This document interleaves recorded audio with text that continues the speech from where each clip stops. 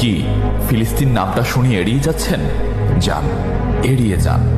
কেননা ফিলিস্তিন তো আর আমাদের বাংলাদেশ না। কোনো সমস্যা নেই, এড়িয়ে যান। কিন্তু একটা কথা মনে রাখবেন, সেই কাল কিয়ামতের দিন যখন আল্লাহ আপনাকে প্রশ্ন করবে, তখন কি করবেন? কি করবেন যখন জিজ্ঞাসিত হবেন যে কেন আপনি মজলুম ফিলিস্তিনদের পাশে থাকেননি? জানি উত্তর দিতে পারবেন না, কারণ আপনার নিজেরই জানা নেই এর উত্তর কি হবে। এখন হয়তো বলতে পারেন যে আমি কি করে ফিলিস্তিনে গিয়ে মজলুমদের পাশে থাকব, কি করে এত দূর গিয়ে সাহায্য করব? হ্যাঁ, এইরকম প্রশ্ন যদি আপনার মনে উদয় হয়ে থাকে, তাহলে অবশ্যই আপনার মনে অলসতা আর বজ্রে ভরা।